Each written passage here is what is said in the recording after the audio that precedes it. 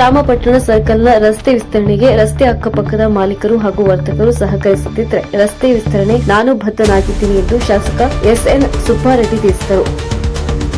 ಪಟ್ಟಣದ ರಾಮಪಟ್ಟಣ ಸರ್ಕಲ್ನ ರಸ್ತೆ ವಿಸ್ತರಣೆಗೆ ರಸ್ತೆ ಅಕ್ಕಪಕ್ಕದ ಮಾಲೀಕರು ಹಾಗೂ ವರ್ತಕರು ಸಹಕರಿಸುತ್ತಿದ್ದರೆ ಸರ್ಕಾರದ ನಿಯಮದಂತೆ 80 ಅಡಿ ರಸ್ತೆ ವಿಸ್ತರಣೆ ನಾನು ಬದ್ಧನಾಗಿದ್ದೀನಿ ಎಂದು ಶಾಸಕ ಎಸ್ಎನ್ ಸುಬ್ಬಾರೆಡ್ಡಿ ತಿಳಿಸಿದರು. ಚಿಕ್ಕಬಳ್ಳಾಪುರ ಜಿಲ್ಲೆ ಗುಡಿಬಂಡೆ ತಾಲೂಕಿನ ಕರಿಗಾನ ತಮ್ಮನಹಳ್ಳಿ ಗ್ರಾಮದಲ್ಲಿ ಸುಮಾರು 4.80 ಕೋಟಿ ರೂಪಾಯಿ ವೆಚ್ಚದ ರಸ್ತೆ ಅಭಿವೃದ್ಧಿ ಕಾಮಗಾರಿಗೆ ಗುದ್ದಲಿ ಪೂಜೆ ನೆರವೇರಿಸಿ ಮಾತನಾಡಿದ ಅವರು, ಪಟ್ಟಣದಲ್ಲಿ ಹಾದು ಹೋಗಿರುವಂತಹ ರಾಮಪಟ್ಟಣ ಮುಖ್ಯ ರಸ್ತೆ ಹೆಚ್ಚು ವಾಹನ ದಟ್ಟಣೆಯಿಂದ ಕೂಡಿದ್ದು ರಸ್ತೆ ವಿಸ್ತರಣೆ ಅವಶ್ಯಕ.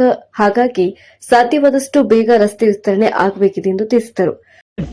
ನಾನು ಎಲ್ಲಾ ವರ್ತಕರನ್ನು ಅಂಗಡಿಯವ್ರನ್ನ ಕರೆದು ಅವರೇ ನನ್ನನ್ನು ಬರಮಾಡಿ 2-3 ಮೀಟಿಂಗ್ ಮಾಡಿದ್ರು. ತಮ್ಮ ಕೆಲವು ಮಾಧ್ಯಮ ಮಿತ್ರರು ಇದ್ರು. ನಾನು ಲಾಸ್ಟ್ಗೆ 40 ಅಡಿ ಬಿಟ್ಕೊಡಿ ಸಾಕು, ನಮಗೆ 80 ಅಡಿ ಬೇಡ ಅಂದೆ.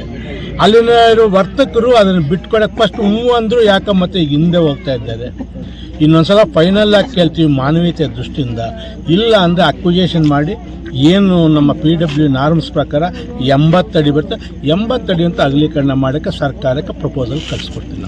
ಈಗಾಗಲೇ 2 ಬಾರಿ ರಸ್ತೆ ಅಕ್ಕಪಕ್ಕದ ಕಟ್ಟಡಗಳ ಮಾಲೀಕರು ಹಾಗೂ ವರ್ತಕರು 80 ಅಡಿ ರಸ್ತೆ ವಿಸ್ತರಣೆ ಮಾಡಿದರೆ ಹೆಚ್ಚು ನಷ್ಟವಾಗಲಿದೆ, ಆಸ್ತಿ ಪಾಸ್ತಿ ಕಳೆದುಕೊಳ್ಳುವ ಆತಂಕ ವ್ಯಕ್ತಪಡಿಸಿದ್ದರಿಂದ ಮಾನವೀಯತೆ ಹಿನ್ನೆಲೆಯಲ್ಲಿ 40 ಅಡಿ ಬಿಟ್ಟುಕೊಡಲು ಅನುಮತಿ ಸೂಚಿಸಿದರು. ಆದರೆ ಈಗ ಅದಕ್ಕೂ ಕೆಲವರು ಅಡ್ಡಗಾಲು ಹಾಕ್ತಿದ್ದು ಸಹಕಾರ ನೀಡುತ್ತಿಲ್ಲ. ಇನ್ನೊಮ್ಮೆ ವರ್ತಕರ ಹಾಗೂ ಮಾಲೀಕರ ಜೊತೆ ಸಭೆ ನಡೆಸಿ ರಸ್ತೆ ವಿಸ್ತರಣೆಗೆ ಮನವಿ ಮಾಡುತ್ತೇನೆ. ಒಪ್ಪಿಗೆ ನೀಡದಿದ್ದಲ್ಲಿ ಯಾವುದೇ ಮುಲಾಜಿಲ್ಲ.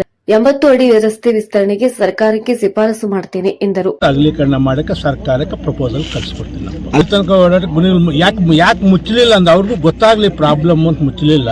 ತಾವು ಈ ಪ್ರಶ್ನೆ ಎತ್ತಿದ್ದೀರಾ, ನಾನು ಈಗಲೇ PW ಇಂಜಿನಿಯರ್ಸ್ ಹೇಳ್ಬಿಟ್ಟು ಇಮ್ಮಿಡಿಯೇಟ್ ಆಗಿ ಗುಣಿ ಮುಚ್ಚೋ ಕೆಲಸ ಅಂತ ನಾನು ಮಾಡ್ತೀನಪ್ಪ.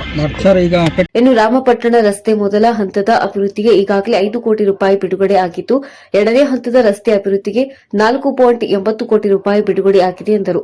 ಕಾಂಗ್ರೆಸ್ ಪಕ್ಷದ ಸ್ಥಳೀಯ ಮುಖಂಡರು, ಉಲ್ಲೋಡು ಗ್ರಾಮ ಪಂಚಾಯಿತಿ ವ್ಯಾಪ್ತಿಯ ಮುಖಂಡರು, ಕಾಂಗ್ರೆಸ್ ಕಾರ್ಯಕರ್ತರು, ಸಾರ್ವಜನಿಕರು ಹಾಜರಿದ್ದರು.